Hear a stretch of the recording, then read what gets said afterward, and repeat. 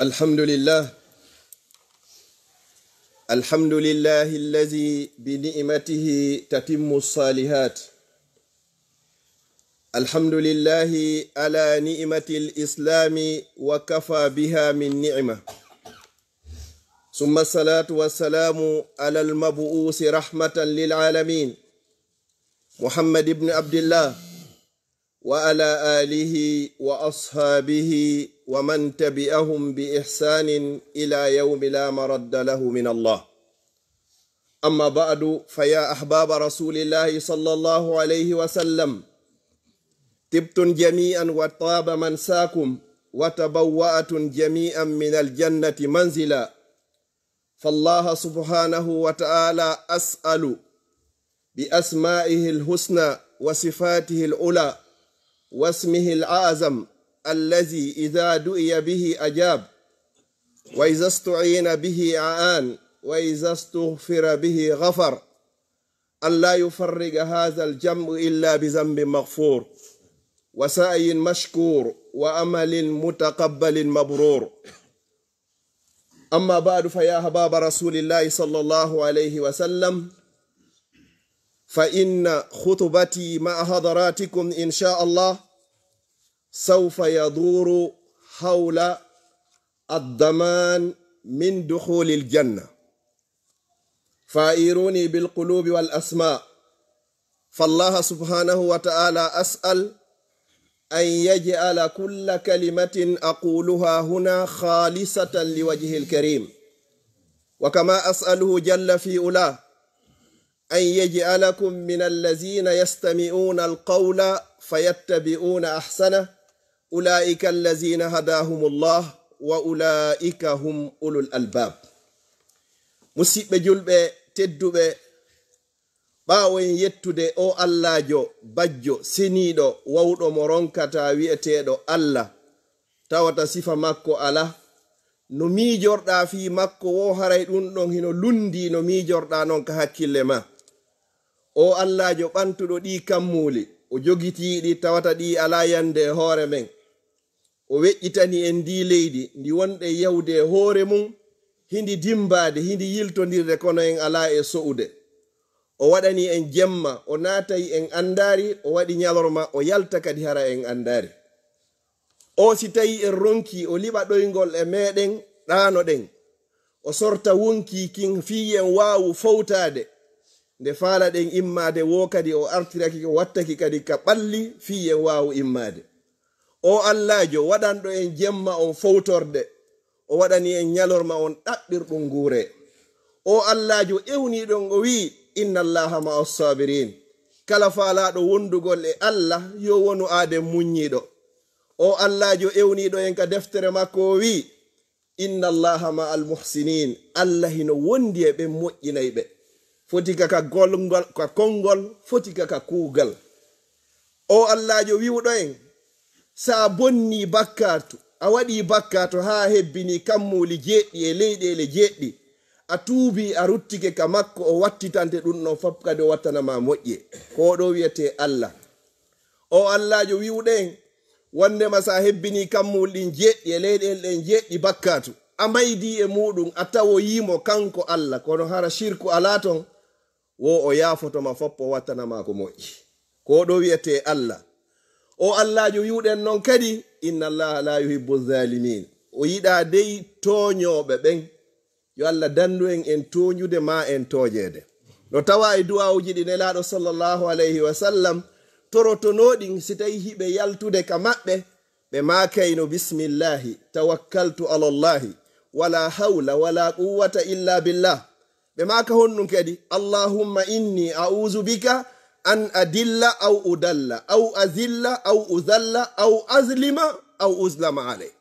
Allah, miɗo molima dey nde mi hoynete ma nde mi hoynata, miɗo molima kan nde mi majjinta ma nde mi majjinte, miɗo molima kan non nde mi toñata ma nde mi toñete. Ko ɗo wiyete Allahu subhanahu wa ta'ala. O Allahjo en wiwɗen ɗo kadi o inni wo alkafiruna humu zalimun, wo ko ɓe heferɓe, ko kamɓe woni toñoɓen. o innari en toñoɓen kamɓe woni heferɓe. Sina ɗum harayno kala toñunoɗo harayno woni kefero. Allah subhanahu wa ta'ala Allah oɗo ko moƴƴo. ɓaawo ɗum ɗo hiɗen juula e ɓurnaɗo tageefo ngon o wiyeteɗo Muhammadu sallallahu alayhi wa sallam. Goto aroye yawmal qiyama Allah ndara golle makko ɗen fop tawata hay e hunde ala ton ko wawata wonugol sabu ko okkimo aljanna. ɓeyna ɗum ɗo ƴettemo naɓe mo ka yiite. O inna ko hayyo jiya ɗon an a waɗano hay e hunde ko tawata wonayno sabu komi okkirama aljanna. ko kum fanɗi o ko ɓeynta konga gara fiile ndarte golle ɗen ɗe ndarte ha tawata nyande wotere pet mbatu hino jooɗi goɗɗo inni Muhammad no wolino inde nelaɗon nden kanko o ewni o inni sallallahu alayhi wa sallam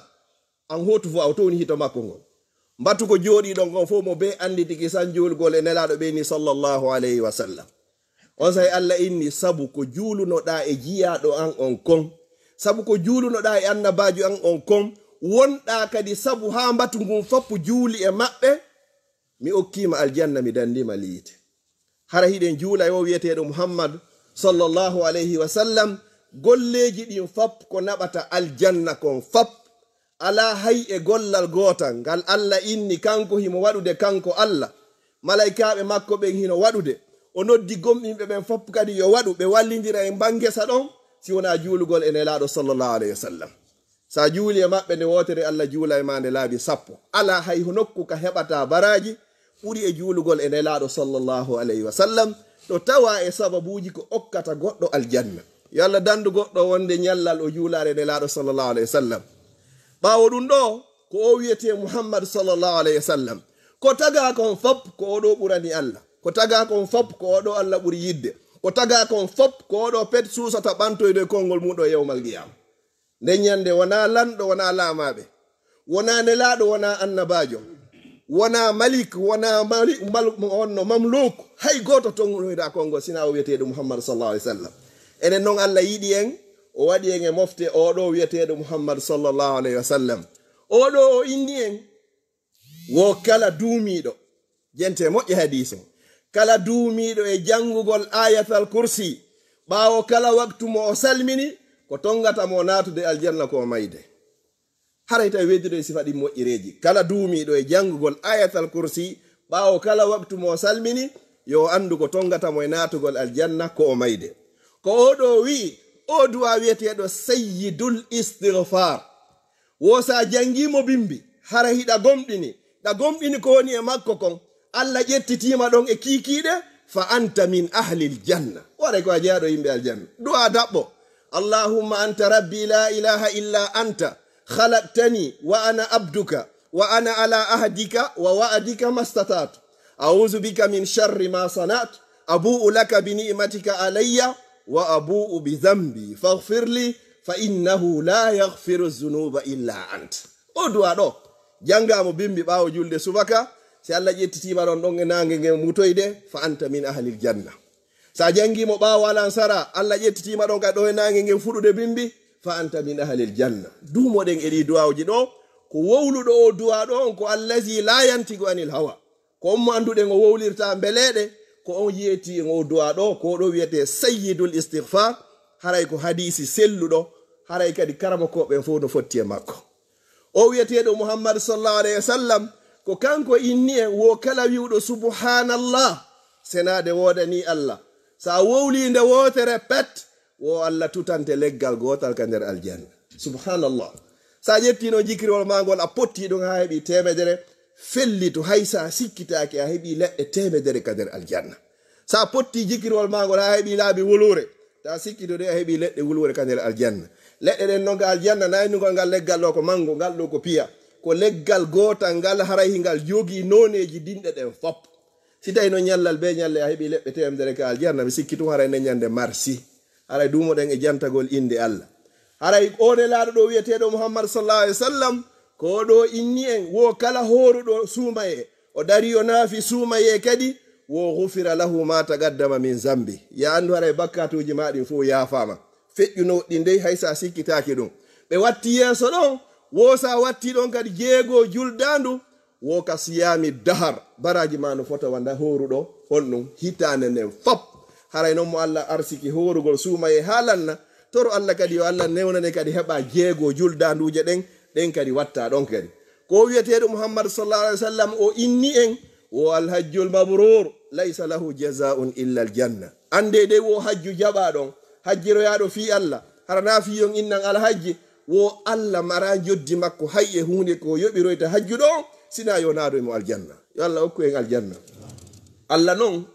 wallahi Allah ko hakim ko ñeñuɗo e kuuɗe makko ɗe fewno ɗo hajji ko dalle 9 000 10 000 12 000 17 000 subhanallah Allah noon o wolno ayon duuɓi wulure e temennayi adu hande o inni walillahi ala nnasi hijjul bayti man istataa ilayhi sabila ko wonande kala heɓuɗo feere si tawino ɗum harno wawno wangol juulugol nu hande harayno hiɗen tampuno honno kono Allah ini ko wonande kala heɓuɗo feere o waɗi kadi hajju ngon kadi tugalal jowoɓal ngal e tugali l'islam ko ɗo wiyete allahu subhanahu wa ta'ala ko oɗo nelaɗo sallallahu alaihi wasallam o nuliri e meɗen ko rahmatan lil alamin ko yurmede wonande tagefo ngon fo ko muhammadu sallallahu alaihi wasallam ɗo inni en wo raka'ata alfajri khairun min ad-dunya wa ma fiha subhanallah wo ɗeya darɗe ɗiɗi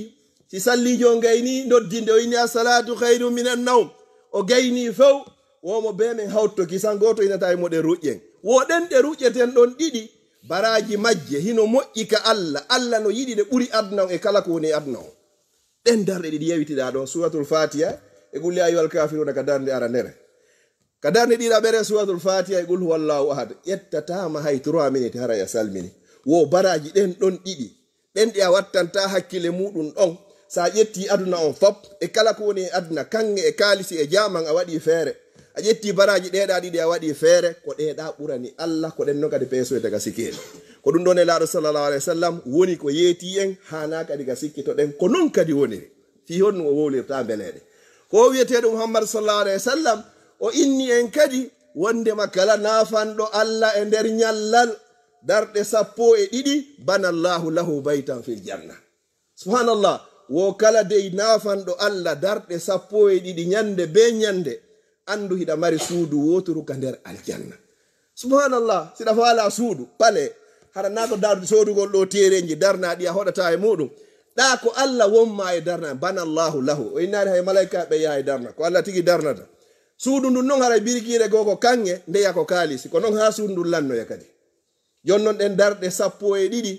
ko ɗe ɗiɗi ɗe juulata ado a julde subaka ado a julde fana kadi juula 4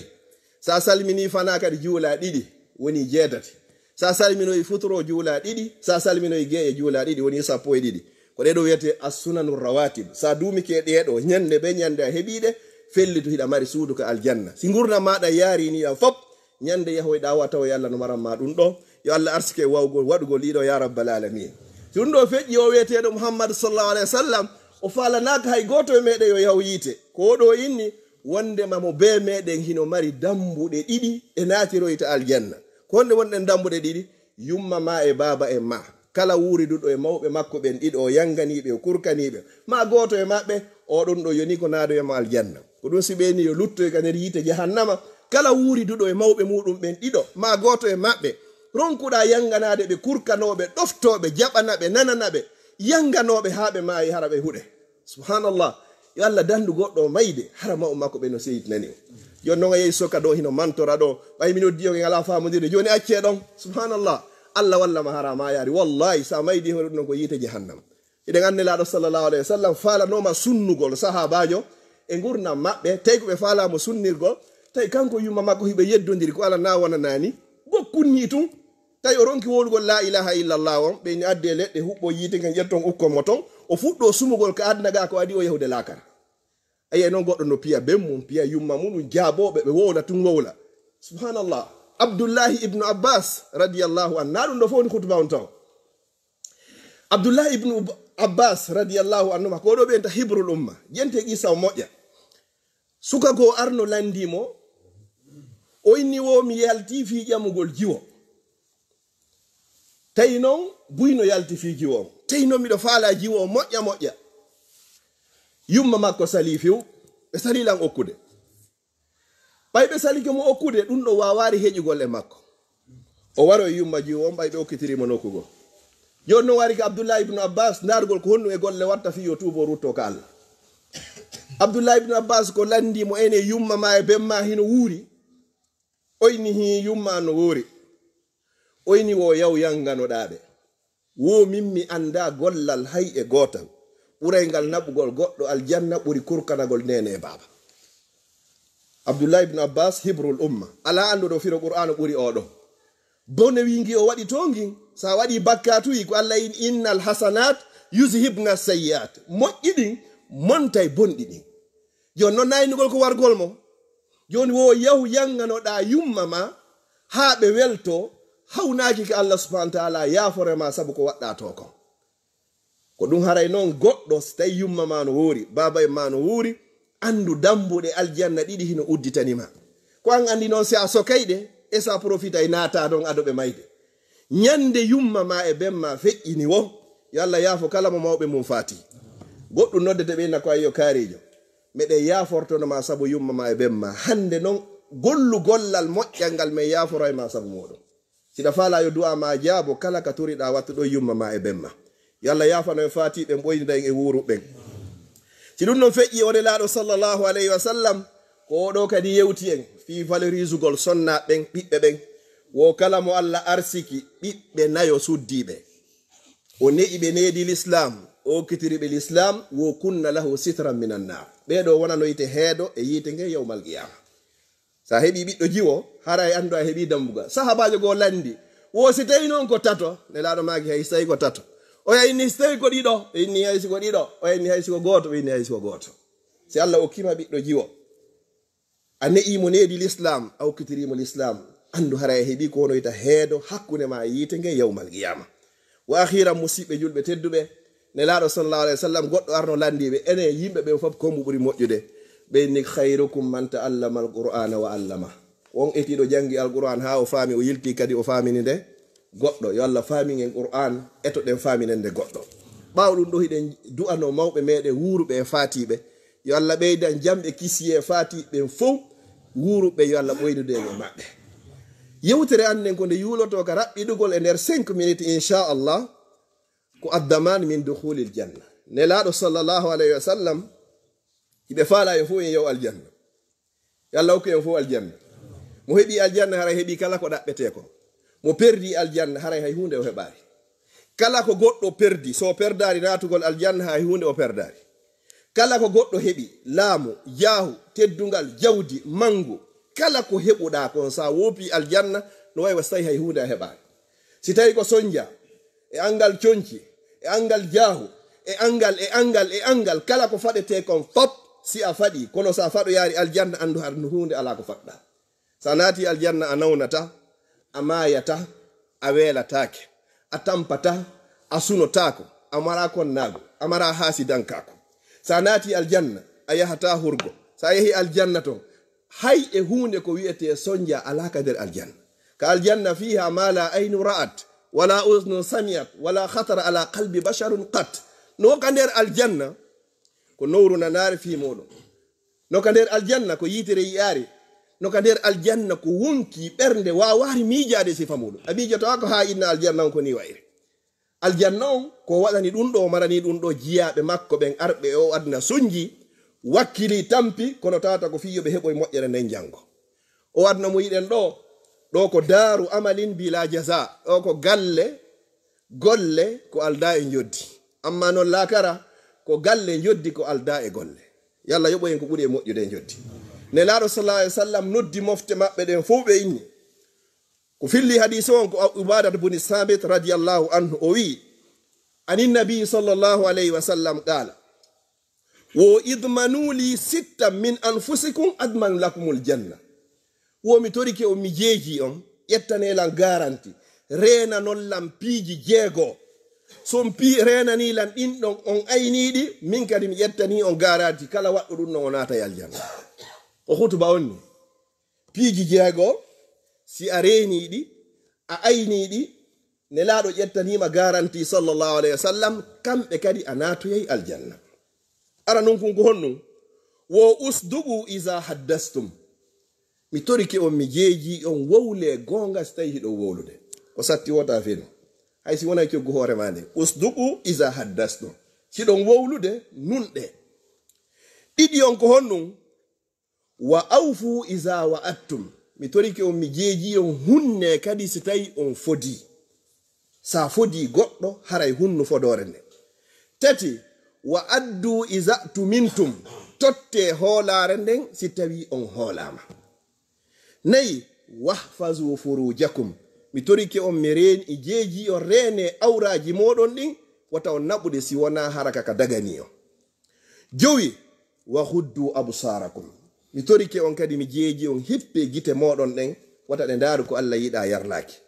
Wo jeego on wa kuffu aydiyakum mi torike on mi jeeji on jogite juuɗe moɗon ɗen wata on lorrirɗe goɗɗo. Rawahu imamu Ahmad wal Bayhaqi fi shu'abil iman. Haray ɗi piiji jeego ɗo kala reenuɗo ɗi ayni ɗi dandi ɗi yo andu nelaɗo sallallahu alaihi wasallam ƴettanima garanti on wonde ma pellete a naata e aljanna. Yo Allah okku en aljanna. Mi fillitoɗi go'o siɗa wowlude nunɗo. Ɗiɗi si a fodi kadi hunnu fodore ko foduɗa kon. Tati si a hoolama kadi wata janfo. Nayi reenu awra ma on foti ko duhiɗo foti ko suddiɗo. Jowi wa huddu absarakum hippe gite moɗon ɗen jogoɗe moƴƴe wata ɗe yewka Allah yiɗa yarlaki.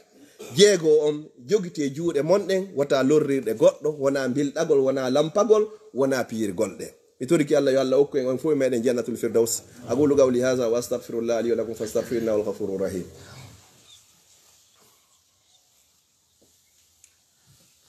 alhamdulillahi rabbil alamin alhamdulillahi allazi bi ni'matihi tatimmu salihat. en yetti o Allah jo bajjo seniɗo wawɗo mo ronkata wi'eteɗo Allah tawnuɗo en haray hande kadi nde jumare ɗo ñande nogaye ɗiɗi ko ɗum wiyete juldando. haray miɗo annintina hoore an haray en luttiraɗo ɓuri balɗe jeɗɗi ma balɗe jeetati ɗo yo nduɗo kadi yehu. haray miɗo annintina kala mo timminari jeegoje ɗe yo eto o wakkilo. sa heɓi lewru suuma yennu a wattiɗo jeegoje ɗe na mari baraji horuɗo hitande ta eto nde moƴƴere ɗo futoma a andasi tawi suumaye arowo tawete ma hay sawi o tawiba o tawrete e cellal. mi toriki Allah yo Allah okku en tawnede suumayeji hewɗi o jaɓana en kadi. mi toriki Allahu subhanahu wa ta'ala on kala fatoraɓen fof kesum e kiɗɗum yo Allah on fewno en yaafoɓe. toriki Allah kala nawnuɗo ma nawniraɗo ko Allah mari cellal yo Allah on dikkinanmo. haray musidɓe meɗen buy no tori en du'a hiɓe jogii andeji foti kaka wonɗen ɗo foti ko e leyɗe goo foti kaka meɗen lagine. ala wawɗo ittude ande si wona o wiyeteɗo Allah yo Allah ittan kala anuɗo ande makko.